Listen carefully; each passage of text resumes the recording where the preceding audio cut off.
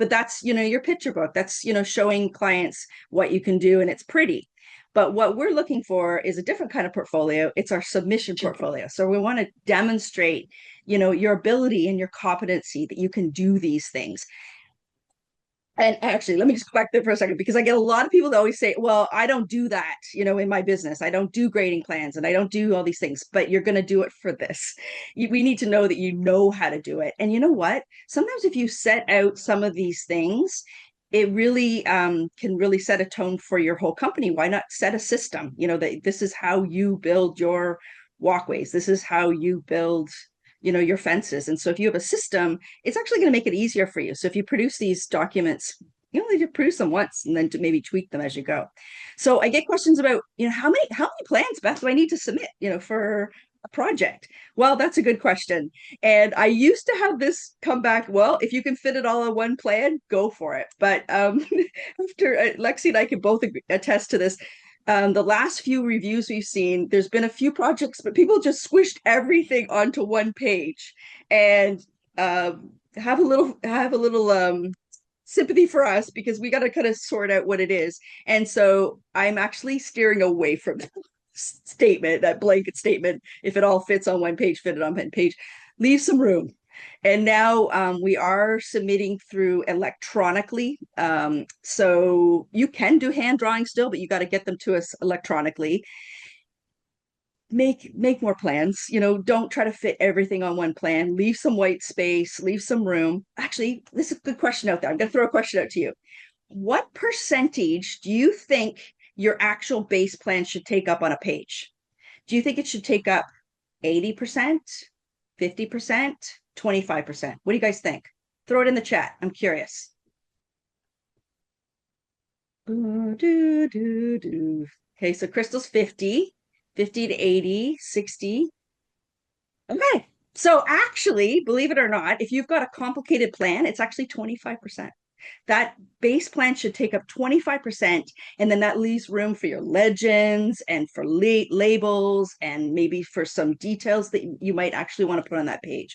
Sometimes you can get away with 50, and I would say I'm cheap and Scottish, and I like to do as small as page as possible, and so a lot of times I'll do 50, but ideally it's actually 25%. And Tim's saying 25%, he knows, because he and I have had a good conversation about it. Okay, so how many drawings do I need? You need a master plan. Some people refer to this is where it gets kind of confusing of what a master plan is, but kind of an overall landscape plan. And that's a good place to do your photo references, because sometimes we see people, they send us their photos and they don't tell us what we're looking at. So we need to know what we're looking at. So that's great to have a master plan that shows us kind of the whole scope of the work that you're doing. Then a hardscaping plan, so in your hardscaping plan, you're showing all the things that you're implementing hardscape wise. And then a planting plan, and most of us do a really good job with that one, with a few little pointers that I'm going to point out. Dimension plan, and that's where some people call that a layout plan. And so that's, where you're going to put all the dimensions of everything that's proposed. And when I used to teach at the college level, I sometimes would giggle, because my students would put dimensions of the building, and we're not architects, right? We're landscape designers. And so we don't need the dimensions of the building. We need the dimensions of all the things that are proposed in the landscape. And then a grading plan.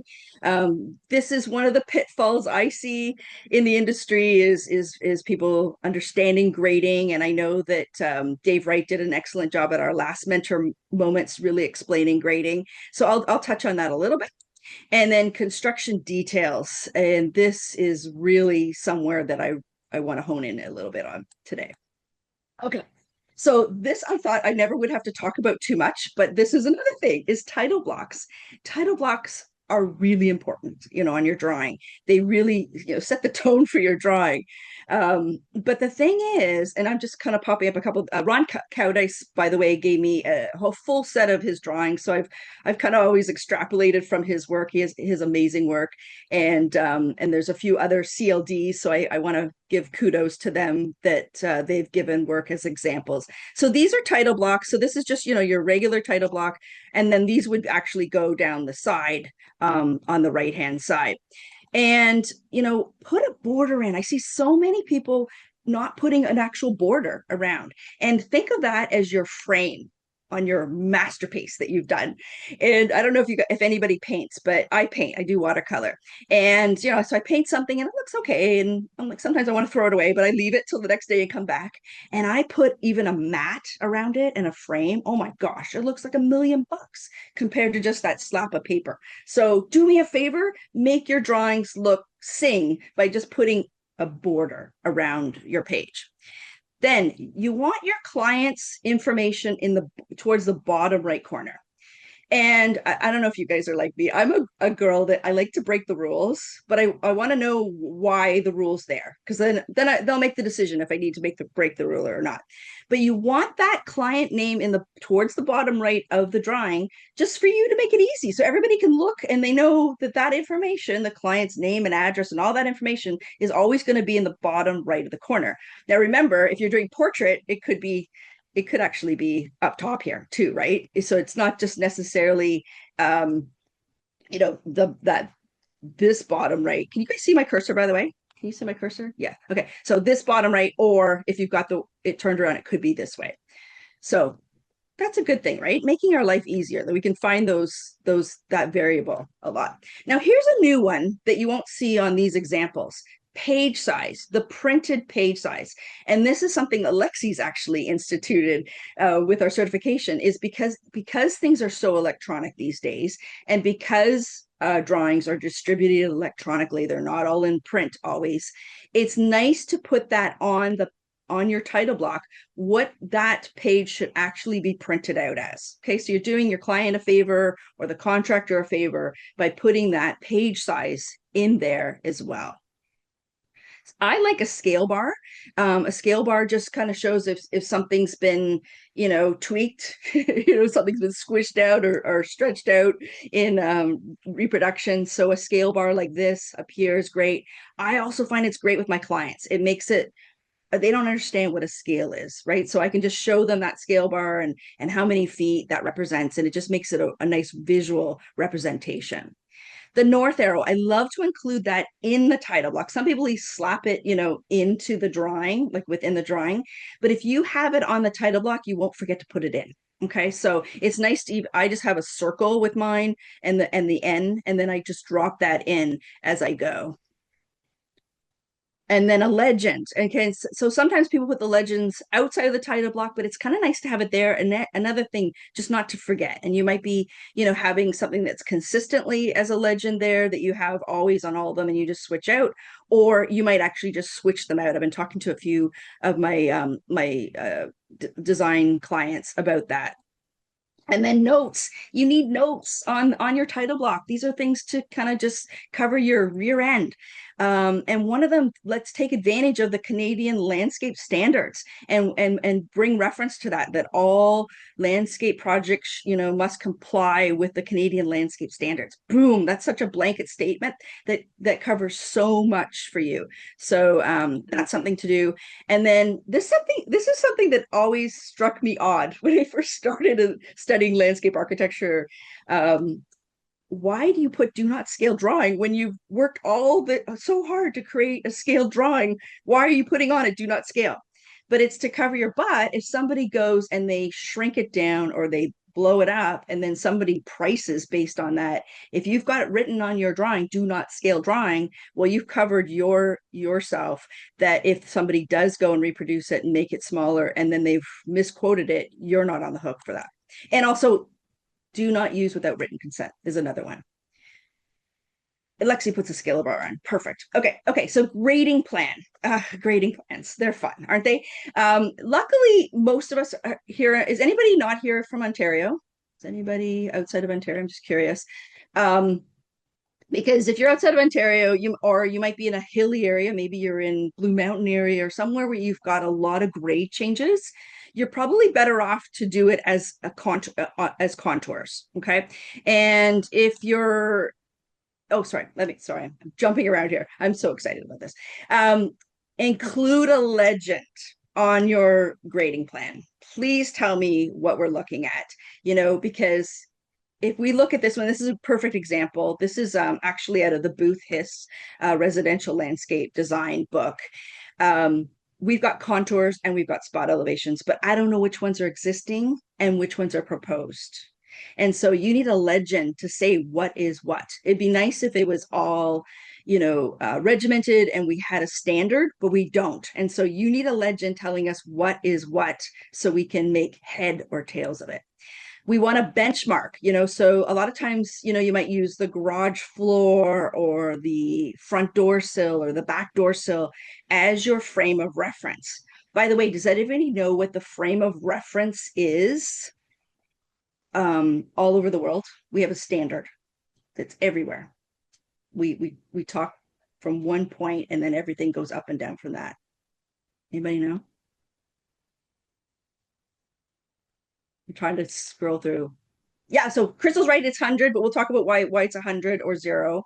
But does anybody know what the standard all over the world? So, if Lexi and I are trying to compare where we are, yeah, sea level, right? So sea level is 0 all over the world and everywhere from there. That's how we can compare all the mountains and who's got the tallest mountain, right? Is because we're comparing everything from sea level. But could you imagine if we had to figure out sea level at our own projects? That would be a nightmare. But maybe actually now with AI, it might not be so difficult. So what we do, as Crystal mentioned, we have a fixed point that we set on our property, and it's usually somewhere in the house. But if you don't have a house, maybe you have to take, I don't know, the road, the city road. You have to take something that's not going to change, and that's your fixed point.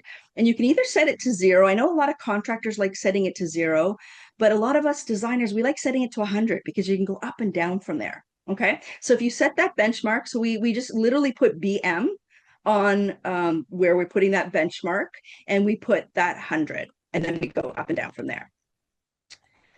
So then I mentioned contour lines, and they're really handy if you've got a very mixed terrain, because it would be a nightmare to have to put a spot elevation every foot on your plan to really indicate where the earth is being moved to. So that's where we use contour lines, and contour lines tend to be a very commercial way of doing it, but also a way that we show on these hilly terrains. So solid is the proposed and the dotted line is the existing. And so it's a nice way to figure out cut and fill for sure with that. But a lot of us use spot elevations, and then we use spot elevations and then directional arrows just to show, where that water is going to flow. We really need to know where the water is going to flow. So typically you'll put some spot elevations down, like so if you've got the deck, it's a certain height, you step down to a lower patio, that's another height, and you keep on putting those on. Typically, we like to see those at a horizontal are proposed, and the existing at a 45. Now this one, I'm trying to look. I don't know which ones are which because they don't have a legend. So typically we will put the horizontal as the proposed and the 45 as the existing. Some people put them in boxes, some people put them in parentheses. There's no right or wrong, but the right is to make sure that you have a legend in there. The other thing is put an arrow on your stairs and indicate where you're going up. So it just makes it easy. Let's make things easy for everybody to understand where things are going. So if you've got a whole set of stairs, put an arrow with that direction and say where up is. So it just makes it easy to indicate.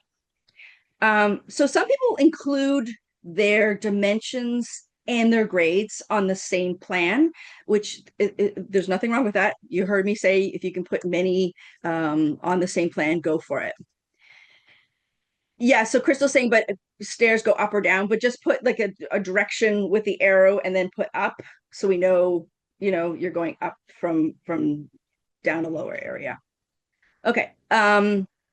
So this plan here, we've got both dimensions and we've got grade markers on there, and they've got that box that I was talking about, the horizontal and the 45. So I think the hardest thing, and maybe Lexi can agree with me on this, the hardest thing about doing a dimensional plan is the organization of it. I think, anybody can slap a million dimensions on something, but it's putting enough dimensions on it so you can build it, but not like complicating the heck out of it and understanding it. So that's where I find it takes a little bit of work to make that look good and understandable. So here's another one. This is actually right off the site, which we'll talk about. But one of the things, and this is the textbook, this is the Norman Booth book. This is my example. I just love this example because it shows you all the dimensions. They're really clearly laid out, and but cleverly laid out. Like, so where the radius is referenced, how it's drawn out, I think is brilliant. I wish I had enough time to do these on all my plans, like really spend the time almost designing the dimension plan. But really, if you could do that, it would make a huge difference. So a couple things to consider. You always want to reference it's to the layout plan. Organization is the hardest part, keeping it clear and avoiding chaos. All measurements, you need all the measurements to build the work. And I've seen some designers actually separate the hardscape out from the softscape, just so that they can get, the planting beds, how they're mapped out, versus the actual hardscape. So sometimes that works really well. And now with CAD, it's very easy, right? You can just turn one layer off and do another set of measurements to keep it simple for you. So what I suggest, because sometimes, when we're working on something, we really don't see everything that we're missing. It's great to ask a friend, show it to a contractor and see what's missing. And the thing that we see a lot is, yeah, you might give us the radius, but where the heck is how do I get that radius? You need 2 points to cite that radius. Okay. So like this one here was done really well, but you could have taken it off of here and how far it is off of the house as well. Not as pretty, but that's a thing. And as I mentioned, phone a friend when it comes to your dimension plan. Make sure they see what you see and that you're not missing anything.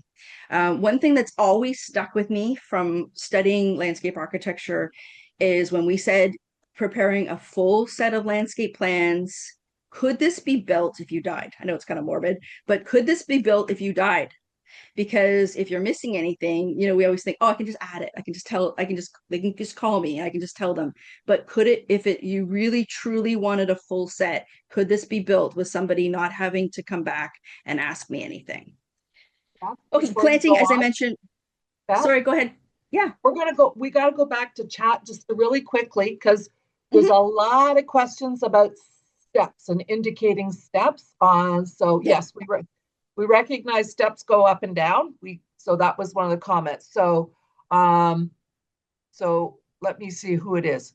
But so if you've got Heather. so let's say you've got an upper terrace and a lower terrace. Okay. So can you guys see my hands? So then if you put an arrow going up this way and say up, then we know it's going from this lower part to this upper part. Okay. You can do up and down, like architects do up and down as well, but that's a nice way of expressing it. So Crystal asked a question, but starting from where? So that's actually a good question because where do you start it from? Do you start it from the patio? Do you start it from the upper level? Do you start it from the deck? I guess wherever your level surface is where you're indicating. The big thing is Yeah. So you've got denoting. Yeah, so you still have the 2 spots, right? Like, so you have the spot elevation on that lower terrace and you have the spot elevation on the upper terrace. And then you're just adding an extra piece of information there where you're just putting an arrow with an up sign going from this lower terrace to the upper terrace. So you still want the spots there. Like, you're not going to not put the spots in as well. And then we had a note. Stephanie asked on a large backyard of front or backyard design, do we to retain 0 at, say, the front door sill for the whole project? And that's a good question because That's a good question. that's a great question because that doesn't necessarily work that well. Yeah, I mean, now with zip level, it's pretty easy to use that one frame of reference all over. But Stephanie, if it makes sense, if it's a big project and you think it's going to be easier for your contractor to have another benchmark in the back, there's no reason why you couldn't have another benchmark, but you would maybe in your legend put benchmark 1 for front, benchmark 2 for back, Okay. just so you can keep it clear. So there's no we always want to just make it so that there's no way of being ambiguous, right? We want to make everything so crystal clear. And sometimes we have to dot our I's like 3 times and cross our T's 10 just to make sure that everybody is on the same page. Okay. And thanks, Heather. Heather just put up a graphic that I can't see with my darn eyesight. Yeah, so she's got up and down. Okay.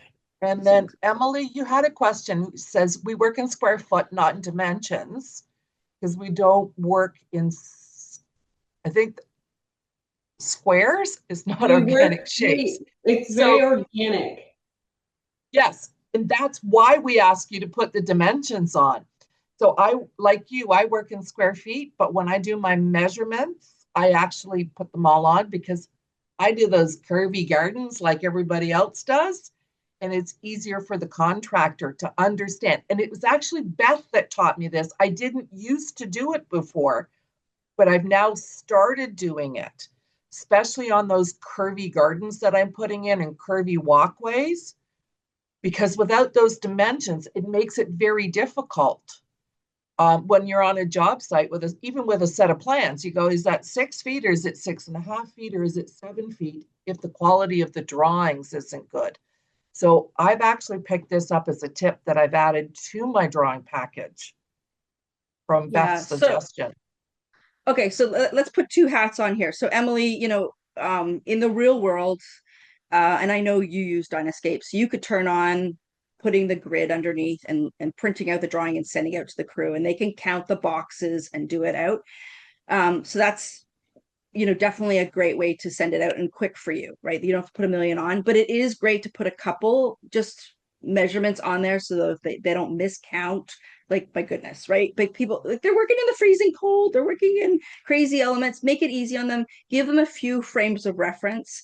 But for us, we need a lot. We you can't just give us a grid and say, here you go, Beth, figure it out.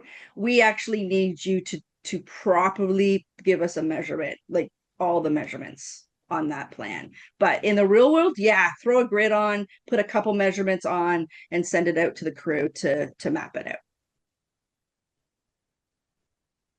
We good, Lexi? We're good. Okay. Okay.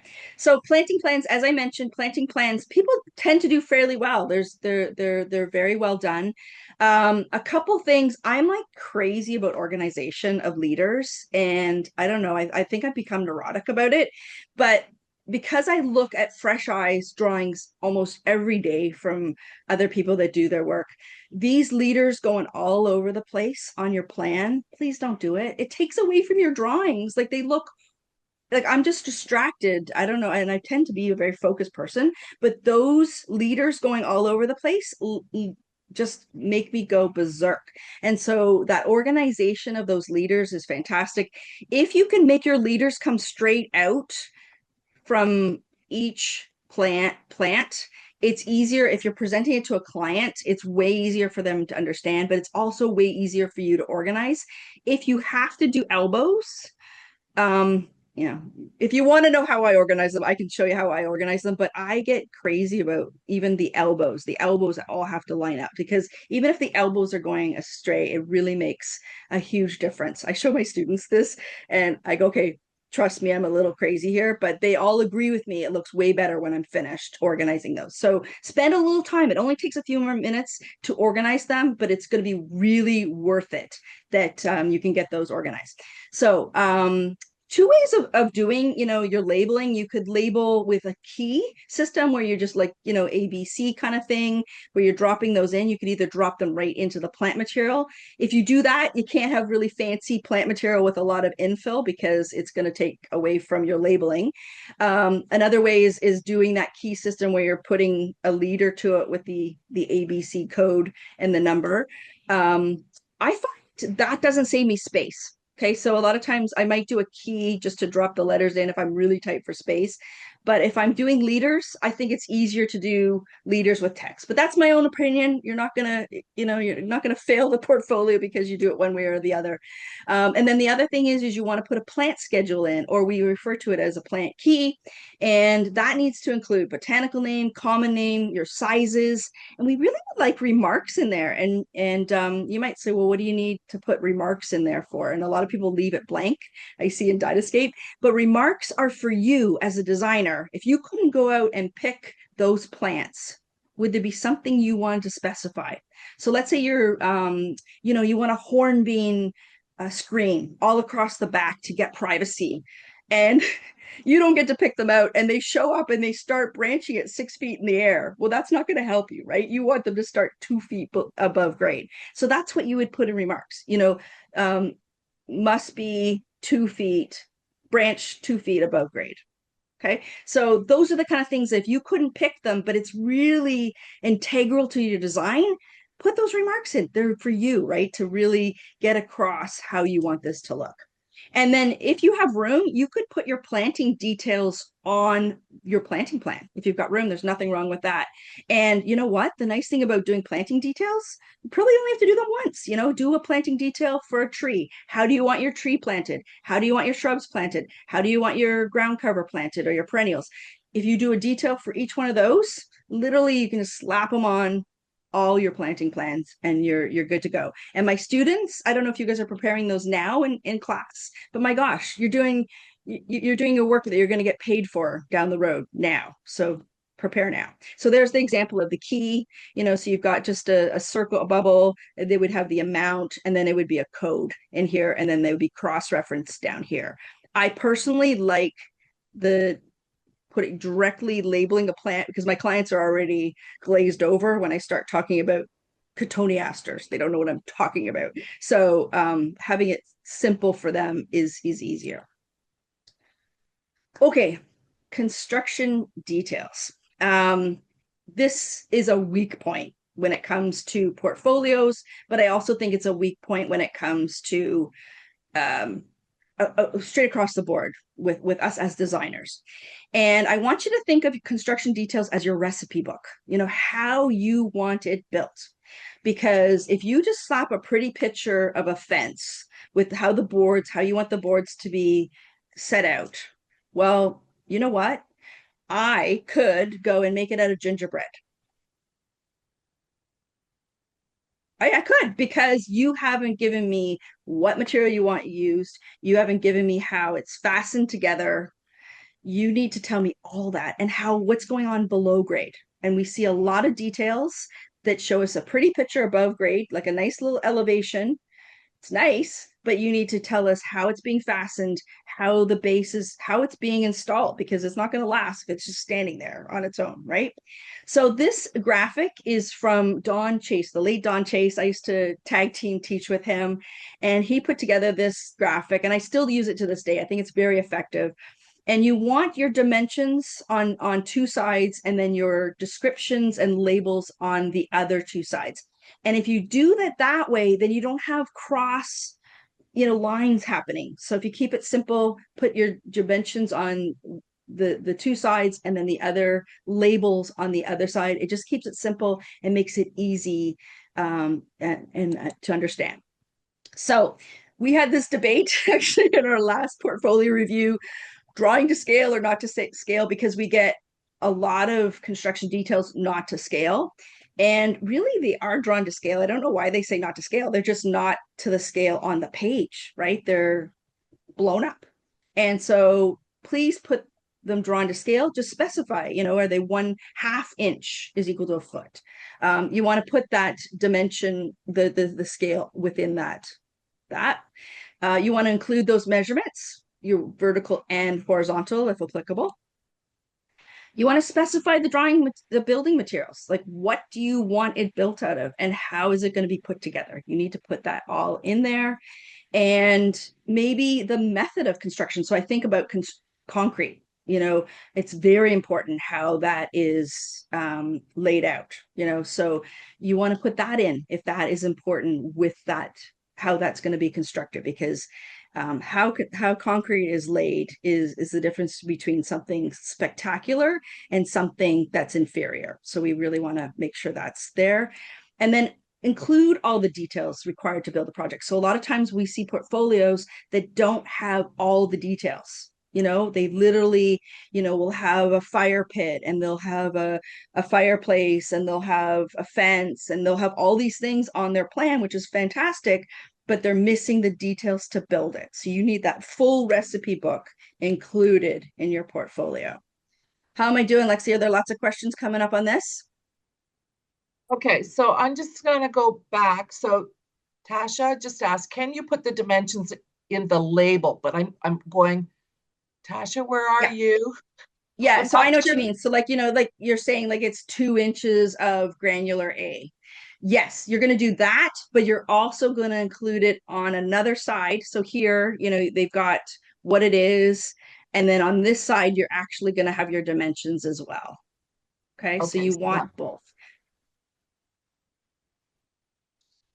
okay, it is. Let Okay, me there's go a back question here. about master plan being built on a large sheet is okay. No, I would keep it consistent. Think about the olden days, how we used to submit portfolios. Literally, you would put a banding down the one side, staple the whole set of plans together. You don't want little pieces of paper. You want everything on large sheets. Now, you could combine all your details on one sheet. You can combine things together, but yeah, pick a size that works for the scale and the scope of work you're doing, and then do them all the same size.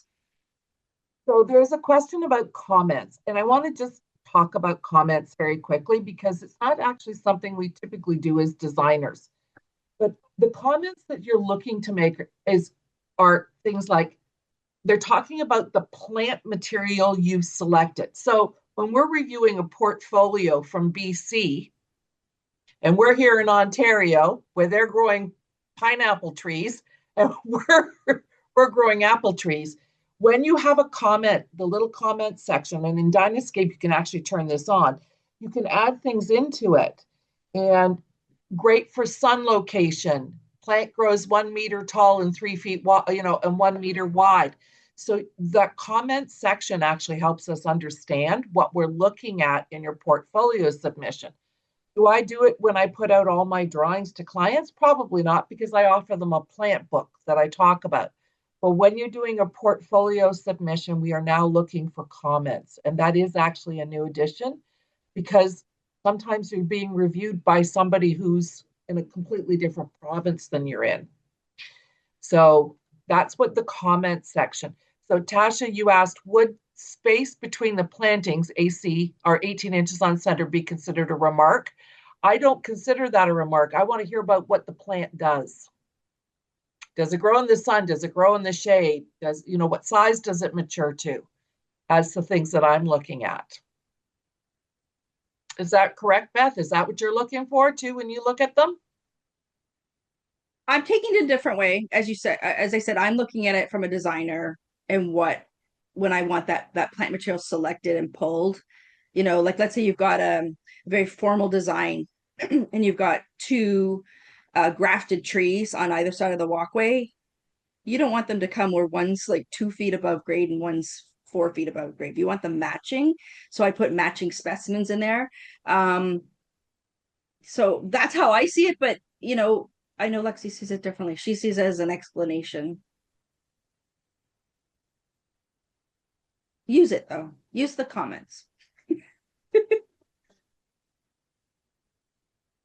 Um, I'm not sure what that means, Stephanie. Even development or strong straight leaders. In comments for plants. Yeah. Like if we're ordering like 60 U's, let's say you want them like even development for all of them, just to your point, so that they're all Yeah. like similar height, so you don't have to do a lot of trimming, or yeah, you have two trees flanking a front door, that they're straight and they're even. Yeah. That's how I see it. I see those comments in there as being your way to express if something you really want it a certain way. Like, you've got in your mind that plant has to look a certain way. Make sure you put it in the comments that's that. But the comment about, 2 feet on center, some landscape architects do that. They include it in that plant key chart. Some other designers actually put it in their legend, that they put all in their notes. They'll put all those kind of things, like all garden beds must be continuous. Plants, plant like ground covers must be planted so many things, like 6 inches on center, that kind of thing. Lots of ways of doing it, but as long as you get that information across, there's no right or wrong way.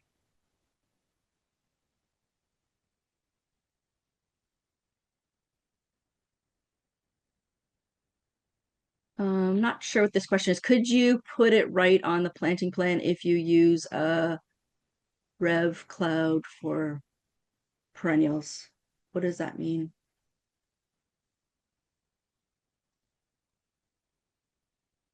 And notes or comments are the same. So what we're referring to there, Ald, is comments are within that plant key, either known as remarks or comments. So they are different than notes that you would put in your legend.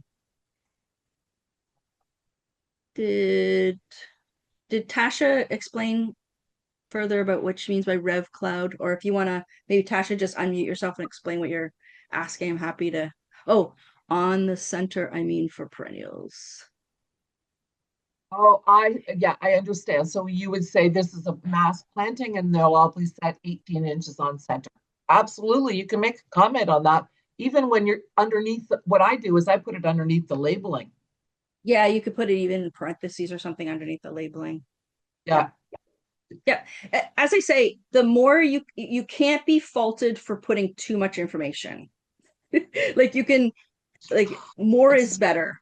It's just the challenge when you get to more is how you organize it, right? But remember, if we started with that quarter page, we're good. We got lots of room to organize it. All right, keep going. Keep going. Okay, so this is example from Ron Cowdice, his concrete pavers, and actually he has way more notes below that for concrete. This is another one of his that I pulled off of the plan, and I love this example of being able to take advantage of the two views, right? You got your front view and your side view, but a lot of it's going to be labeled the same. So why not take advantage of the joint labeling? So he's got all those measurements. This we're talking about, the measurements are all down the one side and across here where it needs to be. And then all the descriptions are cross-referenced between the two. And then he's got, the footings and how it's going to go, blah, blah, blah. And then, you can note the scale if it's different. Maybe you're putting this right on a hardscaping plan. You can put it on there, but you're just going to note that is a different scale than the one that's in the legend, right? So you might put a box around it. You're going to also cross-reference it so that you can see what you're looking at from plan to plan. All right, so Lexi gave me more work. She gave me the checklist. And so when you do submit your portfolio, we have a checklist. And literally our checklist is how we kind of mark it. So this is your hint to how things are going to be marked. And so if you go through each one of these things, you can check off if you've got it that way. If it's going to comply with what we're looking for. There's a lot of hints in here. So we used to laugh. I remember when I used to do portfolio judging with Don Chase, we used to laugh. We'd get the checklist back and there was no checks. Nobody checked it off. They would just send back the list with their portfolio and they'd be missing a whole lot of things. So go through this before you give us one of your projects to look at. And we can go through and you can make sure that you're not missing something. Or if you need clarification, pick up the phone and message us. We're happy to go over something that doesn't make sense to you. So this is a really good hint. And you know what? We're so blessed with the CLD because if you submitted to your portfolio to be a landscape architect, they're not going to tell you anything. They're not going to have a call like this and explain what we're looking for. They're just going to say, nope, you didn't pass. Bring it back later, kind of thing. But we're literally giving you a cheat sheet. This is your cheat sheet to figure out if you've got everything that's going to comply with the plan. Now, I mentioned one project. So what happened was when we would judge, people would send in 3 projects back in the day, and they'd make the same mistake on 3 projects. So what we started saying, if you want to submit one project, and then we will make sure that that's good, or you show you what you need to tweak, and then bring back the 3, which has worked quite well. So you put in all this effort for one, and then we make sure that there's nothing missing, or you're not doing something in an incorrect way. We can kind of tweak it. But you can fully submit 3 like off the hopper. You don't have to wait, to submit one and then get back to us, or we get back to you and then come back. If you feel confident that you've got everything on this checklist, submit it all. You can submit it all. We just had somebody that submitted one that should have submitted all of it because it was bang on fantastic and it was good to go. So some questions about the projects and what you need to submit, like what the project should be. You don't want to just give us any project, right? You want to give us projects that really exemplify what you're able to do. The projects have to be completed. So my students out there, when you get out, or maybe you start freelancing and doing some stuff, they have to be completed. We need a before and we need an after. So they have to be real projects. They can't just be projects that you've done in school. That's great training, right? So that you can hit the ground running with this. And they do need to meet all the categories. So that checklist I just gave you, everything has to check off. So if you submit a project that doesn't have a grading plan, it's an automatic fail, because we have to be able to see that you are able to express that kind of work.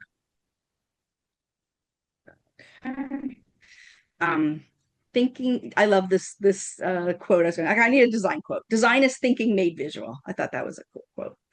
So I just wanted, what have I done here? Oh dear.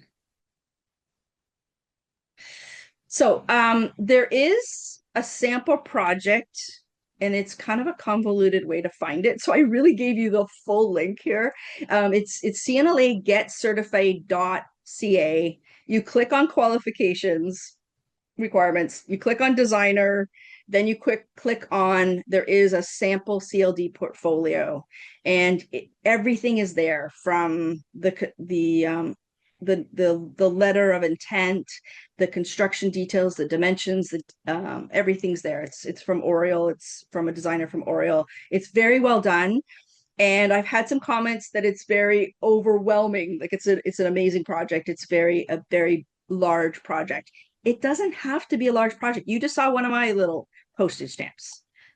Let me go back. This is one of mine. I do small little projects. I love little postage stamps, but still all the elements are there, right? All the hardscaping, softscaping. I had, things for construction details. They're all there.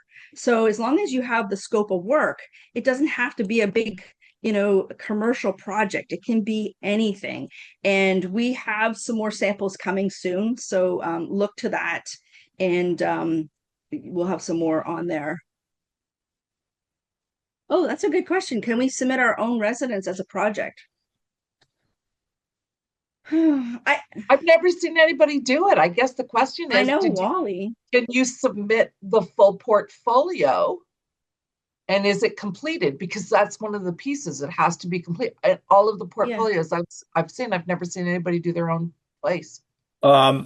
Okay. So Wally, you can get your wife to sign off that on it. because one of the CLDs that helps me in Gananoque, Rhonda DeRue, did hers in 2008, and we actually worked on it with her.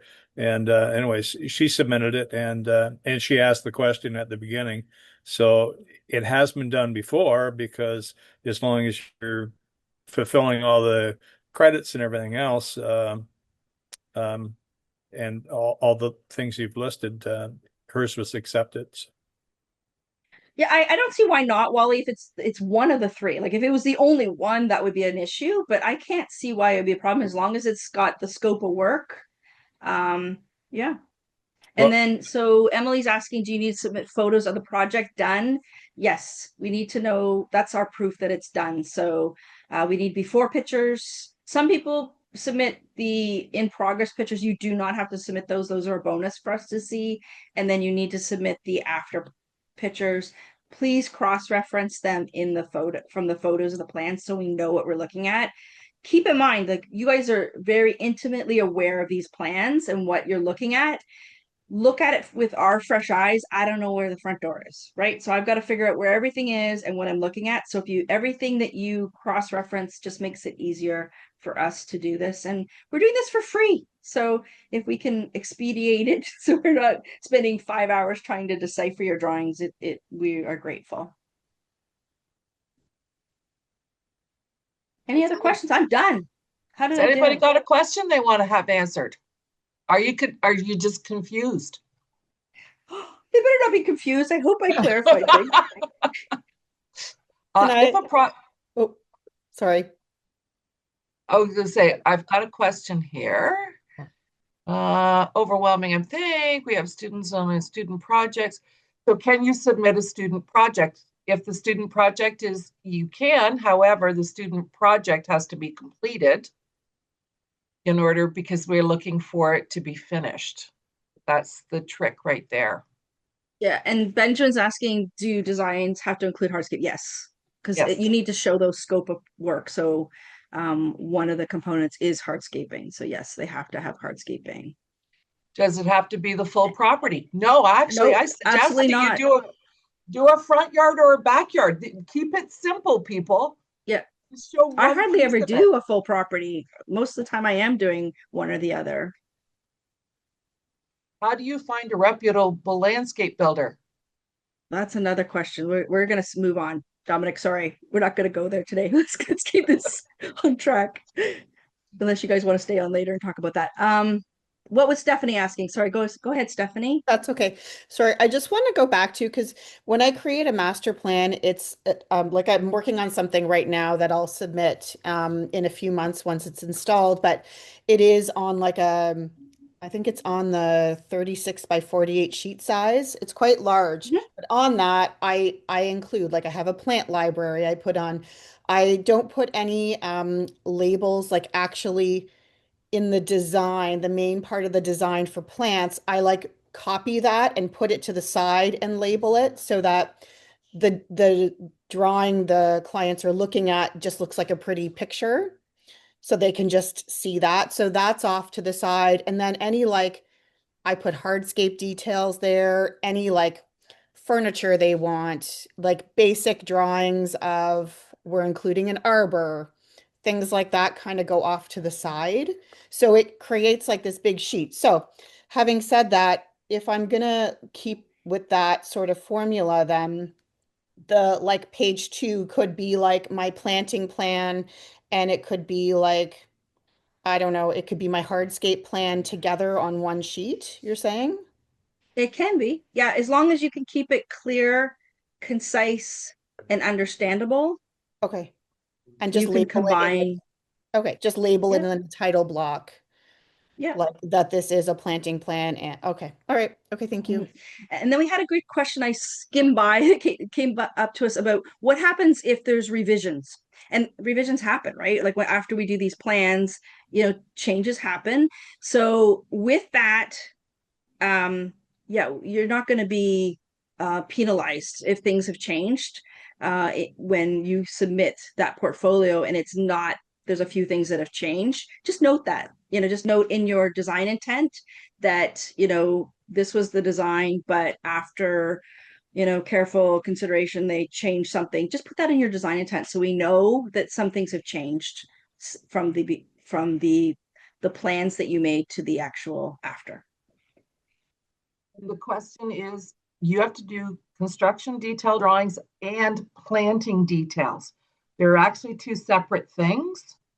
So one is the construction details for the hardscaping. The second is the planting details that you need to do for the planting plan. So this is, so I can't come back enough to say that how many times I said to designers, if you're in the hospital and your leg is in traction and you're not answering the phone because you are in pain, everything that you want to say to somebody about constructing this project has to be on the drawings. And that's the easiest way. And take into consideration that, Stephanie, I know you have large plan drawings. but I like to take into consideration getting my message across to the person who's actually installing this. So a 2436 sheet in the heavy winds that we have up here in Barrie is about as large as I go, because typically those are down the end of the street by the end of the day as it falls down and goes out. So I always try to keep all of the information on there, because the other piece that we never talk about as designers is just a side piece is if you carry errors and omissions and liability insurance for your drawing work, then you want to ensure that you've got as much information on there as possible. So, Caroline's asked about, like, she puts the number of plants and in the table, and then do you still need to put that on the labels? What I think she's asking. So yes, you need to put it both on the label and in your plant key or your plant schedule. So do both for ours. As I said, you can do things on your own how you want, but for what we're expecting is that would be included in that plant label. somebody just asked, do you charge for revisions? Absolutely, 100% I do. And I actually charge more for revision than I actually do for the original drawing. That's just a quick answer to that question. How does Dynascape create your plant list? There's actually a button right on Dynascape that creates the plant list for you. You just select the items that you want on it. No, what And I'm saying is that if you like tell it to calculate, right, how many plants one particular species you have, and then it creates your like arrow with the information on it, that's how Dynascape is computing your plant list. So that's how it like exports into Excel or whatever you use so that you have all the information. Sorry, I wasn't clear. okay. Does that make So sense? at school, we do mood boards and inspirational photos. So we should tell you, you do not have to do 3D drawings to do a portfolio submission. It is not a requirement of doing portfolio submissions. So that's number one. Number two, if you want to put on pretty pictures, I love looking at pretty pictures. I will let you know, you have to be very careful what pretty pictures you put on, because if they don't belong to you, then it is really not a pretty picture. So you have to have enough projects, especially as a student, to be able to kind of have a list of or some pictures that you can use as reference or approval from who owns the pictures. So Lexi, Crystal's asking about the keeping up your CLD. Is that on the website? Yeah, so so there's two pieces. Once you write the exam, you become a certified garden design professional. You are required every 2 years to submit your educational units for your certification. It's exactly the same as CLD. So I'm actually due this year, Crystal. So after April 1st, they send out a notice from CNLA that you have to reapply, and that designation is good for 2 years. They are now sending out a CLD certificate. It looks really pretty because I saw Emily's, and with there's a date on the bottom when it expires, so it helps you keep up. But CNLA will reach out to you when you need to recertify. Any other questions? Not the plants, but the planting area, for example. Okay. I think, Caroline, maybe we could just connect afterwards. I can see what you're talking about and I can maybe clarify, because I think it's a very isolated question. So and then the exam is multiple choice. Yes, the CLD exam is multiple choice. And the other piece is you can write the exam at any time. So anytime you want to write the exam, you can. However, you have to have 6 years of education and work experience to submit your first portfolio submission if you're going through the regular pathway. So if you've gone to school for 3 years and you've worked for a company for 3 years, you can submit your portfolio. If you're going through the legacy provision, means you've had 12 years of education, post-secondary education, and drawing experience, so for yourself working for somebody, then you are not required to complete the examination. That's actually where I came through. I have never written the exam, so you can't ask me any questions about the exam. I have no answers. Although I have read the CLD manual, just so you know. But yeah, so there are certain years of experience that you need to be able to apply. And then the credits, Crystal, to keep your continuing education credits up, anything. It could be reading a book that applies to landscape design. Today, you've just received an hour credit for attending today or going to coffee meetings. Also, I think, Krista, you're coming to help me judge skills, the design skills. That's a whole day. That's going to be 8 hours. Same with Stephanie. Yes. You're both getting 8 hours continuing education credits there. So it's very easy. Or teaching. I max out on teaching. I think I've got like 1,000 credits a year doing teaching. So Corinne's covered just by that. But yeah, the whole point of the continuing education, yeah, it's 1 hour, 1 credit. We want to just keep up to date. You don't want to become stagnant, right? You want to continue to grow and learn. I don't see becoming CLD as the pinnacle. I see CLD as the first step, and that you just keep growing. Like, I have become way more qualified since becoming a CLD than I was. Does that make sense? So it's just one step in your journey, and we don't want to stagnate. We don't want to coast. We want to continue to learn and have fun. Yeah, I wish, Emily, you'd come and judge. That was fun that year. We judged together. So just to finish up, so someone's asked, how do you track them? So I go back through my schedule for the last 2 years, and that's how I track mine. I'm like Beth, I don't have to really worry about them. I'll let you know, you can get 8 hours just by attending the Landscape Ontario Designer Sector. And if you do 2 of those in a row, it's the Monday before it, then you've got 8 right there. You've got 16 hours. You only need 3. And honestly, read a book. If you go out and do a pro bono drawing for somebody, if you do a consultation that's for free, if you teach a course, if you write a course, you get to use all of those. Oh my goodness. You can go back and review all of these courses, that the mentor moments, and use those as part of your education. So the application at one point was something they emailed to you. It's now an online application. So when you recertify, you have to fill out the application, and it's $75 for the next, or for the payment for 2 years. So how many hours? How many hours do you need? Is it 24? 24 every 24. 24 educational units every 24 months. And if you're looking for something to do education-wise, Beth and I can always find something interesting for you to do. Okay, guys, it was great seeing all of you. I'm really excited to see that there's people who are looking to do their portfolio submissions. And here's the one thing I say to everybody. Do not look at this as something you cannot obtain.